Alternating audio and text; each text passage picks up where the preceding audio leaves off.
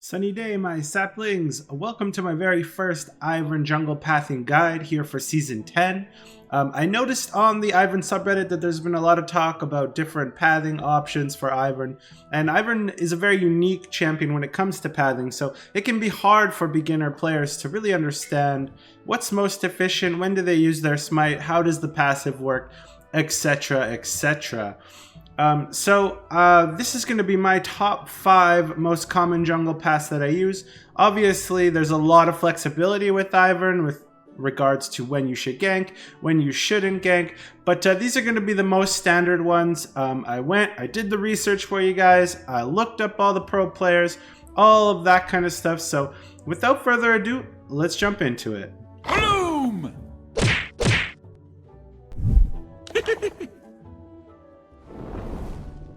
So how we're going to set this video up is I'm going to show a graphic of the path and then a quick little sped through video of what that actually looks like in the practice tool. But before we start, we need to have a couple of rules of thumb in the back of our mind for each path. When you're picking a path, you need to understand and realize where's the enemy jungler starting and how can I use that to counter gank instead of actually gank. So you can change your path to figure out where you're going to end your path. That way, in my opinion, Ivern's strengths are counter ganking much more than they are forcing a gank. Additionally, we're going to start with one pot and a pink ward, which is just going to help us get that intel that we need, as well as ward our own to protect from invades. Really look at the lane matchups. For example, if bot lane you see the enemy has super aggressive 2v2 and they're gonna level 2 all in, then you can go one buff to bot and you'll be level 2 and you can cheese gank them that way. So that's one option where you can be flexible, and you're gonna see in the past all of these are very flexible with where you can gank, where you can take a camp, where you can skip a camp. With Ivern, invades are really risky. Both in the fact that you're pretty vulnerable, you don't have any dashes or anything like that, but also in the fact that Ivern can only take one camp on the invade because you have to wait for the passive. Obviously, critical thinking is going to equal victory. You need to be able to adjust your path according to what the enemy's doing, what your teammates are doing, what lane matchups you have, if mid's pushing but top's not pushing, etc, etc. So all of these things are very important to think about. And finally, smite is your best tool. When you mark a camp, you're able to smite that camp away instantly. So that's how you invade and steal enemy buffs away. But it's very important to keep a smite available for crab because that's going to be the most contested objective. So for example, you can 100% put a bush down, hide in the bush, mark the crab, the enemy jungler won't be able to see that you're marking it, smite it away and run away. So that's one little trick you can do for contested objectives. So let's jump into the first jungle path here, and this is going to be the one that I do 95% of the games probably. It has the fastest clear speed, it flashes to the most lanes, so you have a lot of ganking opportunities, and it gets you level 4 at exactly 3 minutes 20 seconds after you take crab. So let's check out the graphic.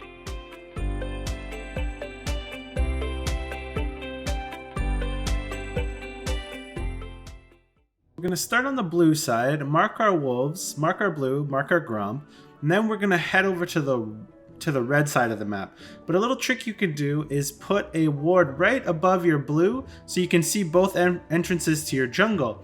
And then if you notice their jungler is going to go for the invade, you can always double back and catch them.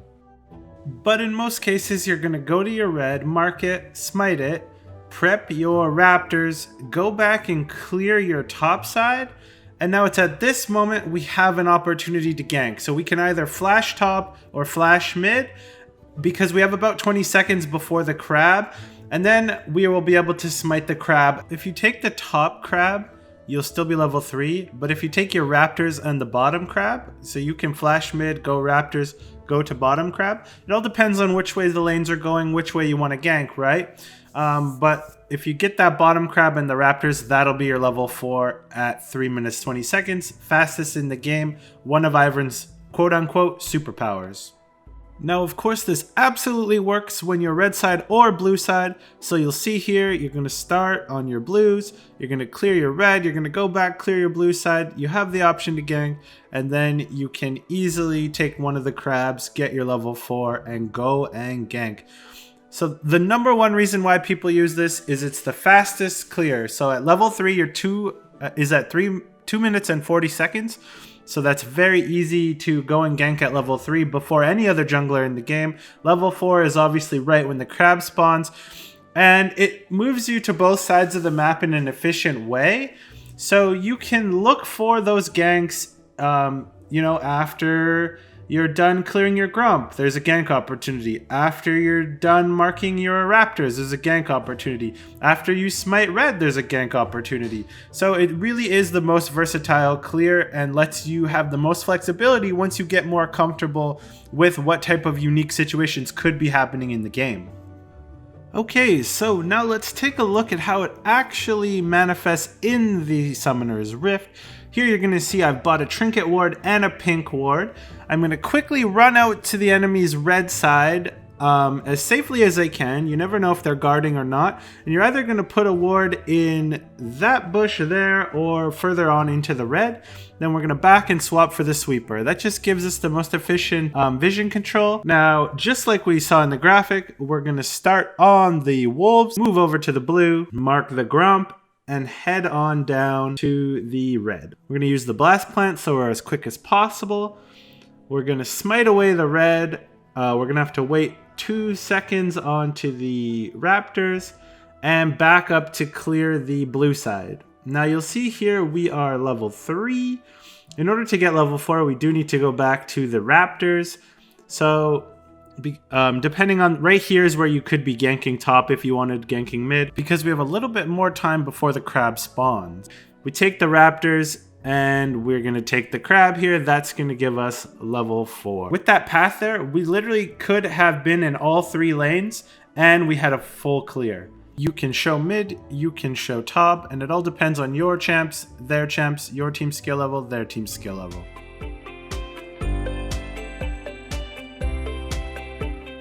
So the next full clear is quite similar, but we're going to start on our red, go to Raptors, then we're going to smite away the blue, mark the Grump, take the wolves, and clear out our Raptors and red that we marked earlier.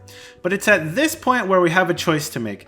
We can either go back to wolves and Grump and smite the top crab to give us the fastest level 4, exact same as the previous path, or we can use this opportunity to gank mid or bot depending on the lane matchups. This is where we have to be very flexible, and then smite away the bottom crab. This is going to leave us at level 3, but that's totally okay because we can recall, take our wolves and Grump, and then we will be level 4 to gank top lane on this reset. My playstyle is pretty aggressive and I like to use aggressive runes, so I generally prefer to gank either mid or bot and then smite the bottom crab, recall, take wolves, take Grump, and then show and gank top lane.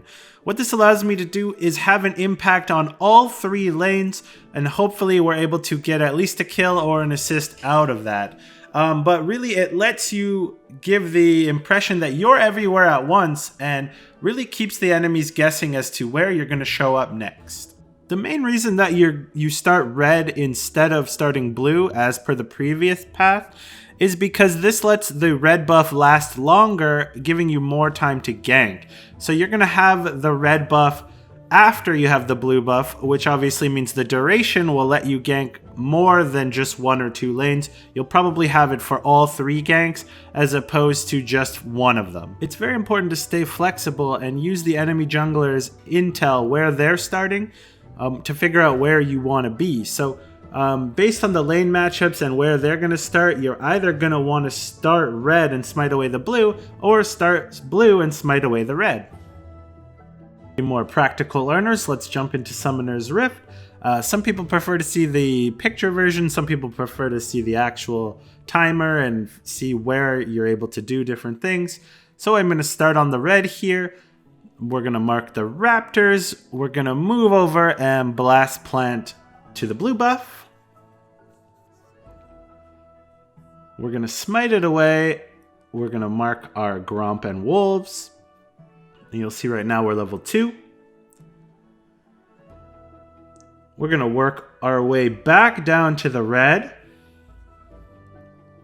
Take the Raptors, take the red buff, and it's right here where we have our chance to decide whether we want to go gank mid. As you'll see, I'm showing mid here, or you can go bottom, but you can also run back up top here, and I'll show you this as well. You sometimes have time to do both. You take the Wolves, now you're level 3, you take the Gromp, and you're still in time for the Scuttle, so you do have that fast level 4. And look, you're pretty much full health. Boom. Immediate gank top. So it really is your choice whether you think you're going to have more impact top or bot.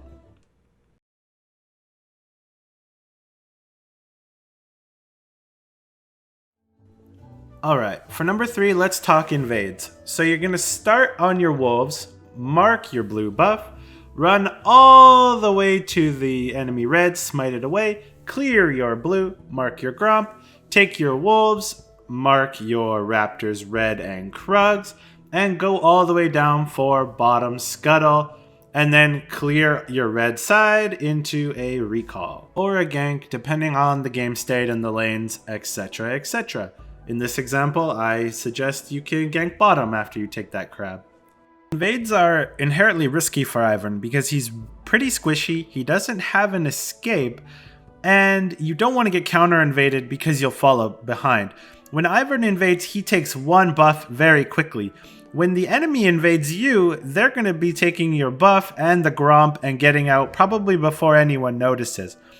So you definitely want to use all your wards for the danger spots, which are when you are smiting away their red and when you're at crab. Those are the two most vulnerable spots in this path. But this path is also the only way that you can get a sexy 3 buff, as we like to call it.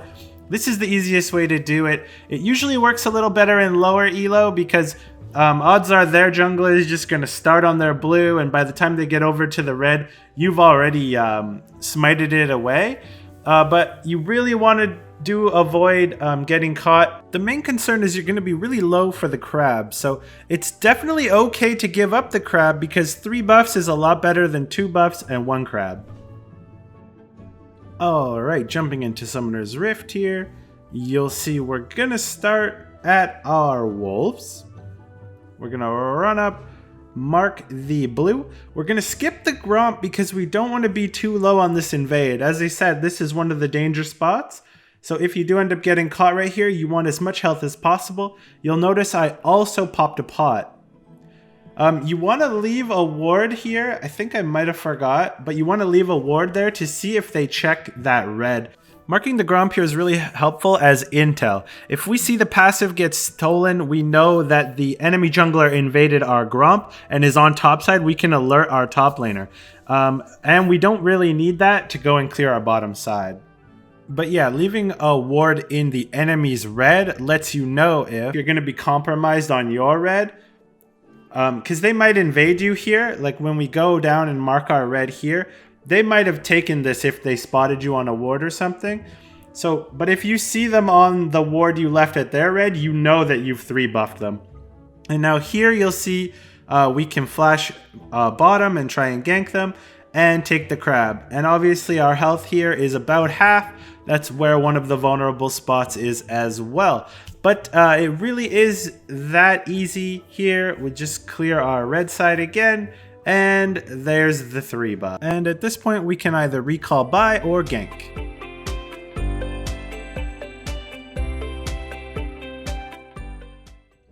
Sometimes you get a weird game where your team invades the enemy red, and you really don't have a choice about it, but you end up getting a kill, and they're like, take the red, take the red, take the red. So it can be sometimes challenging with the way Ivern Jungle works to really understand what's the most effective way to start the enemy red buff and still do an efficient clear on your side. So that's what we're going to talk about here. Obviously, you're going to smite the red, and then you're going to go and mark your blue side. From there, you're going to recall because you need to get your health and mana back, and your blue side's not ready. You're going to purchase boots, then you're going to come back and clear your blue side, and you'll be in time to smite the Scuttle Crab topside.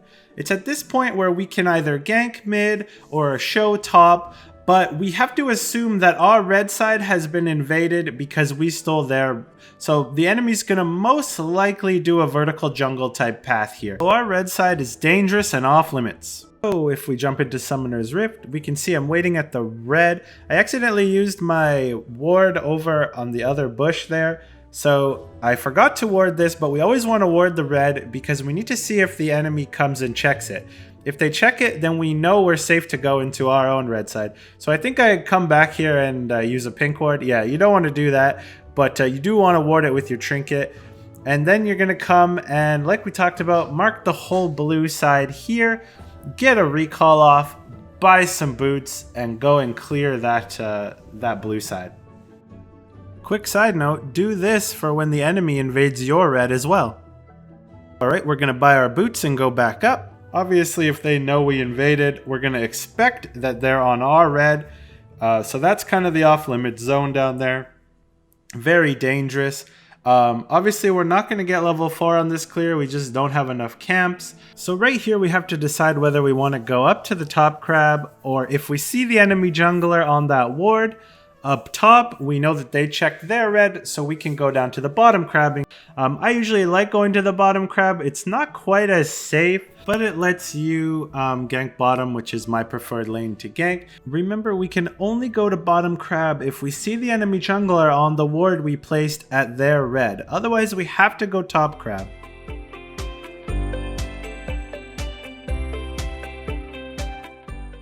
Sometimes as Ivern, we have to make the best of a bad situation. So let's say the enemy 5-man invades your blue.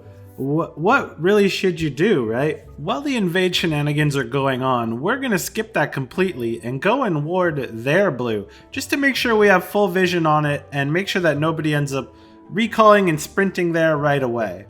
Trying to be as efficient as possible, we're going to mark raptors, mark red, and mark krugs, and then run over, smite away their blue, and then clear out our red side before going into a gank opportunity here. So we can show mid. Obviously, we expect most of our blue side camps to be gone. So we're going to do that gank, and then we're going to take one of the crabs, depending on what info we get as to where their jungler goes. It's at that time that we can go back and check our blue side just to see if they left any camps up, mark them, and get a recall. Jumping into Summoner's Rift here, you're going to see we already put our ward onto their blue buff. We're going to mark our raptors here, go down, mark our red, then we're going to go over to the krugs here. Let's mark them as well. Run all the way over to their blue buff here through the bottom lane. Should be safe enough because we saw the enemies on the other side of the map invading our blue. We're going to take that blue, and now we already have our 3 camps here procced. It's an efficient way to get level 3 here. You'll see the krugs are done. The red, we're going to grab that, and now we have a chance for some sort of gank. So we could have checked mid here. This is what I'm going to do. Do some sort of gank shenanigans, and then go back down for the bottom crab is always my preference specifically. I don't love this path because it's, yes, we have to make the best of a bad situation, but Ivern can really only take 1 camp on the invade, while they're probably going to take 2. Krugs suck worse than Gromp as far as they don't give you as much gold, and so you generally can't back with like a full Mobies because you're just down on gold a little bit, but it is the most efficient way to read and react to what the enemy is doing in the case of being invaded. So those are my top 5 jungle paths for Ivern. At number 1, we have the full clear wolf start. Number 2, full clear red start. Number 3, 3 buff invade. Number 4, the enemy buff invade. And number 5, the counter invade blue steel. Thanks a lot for watching my video. Keep in mind this is designed for newer Ivern players just so they have a jumping off point. Keep playing with it. Ivern's really tricky in the jungle to get used to, but I hope you have a lot of fun with this. Try it out and then tweak it as you see fit. If you like what we do on this channel, feel free to give us a sub. I'm going to keep trying to get these guides out. Like this video if you found this was helpful, and I hope you have a sunny day.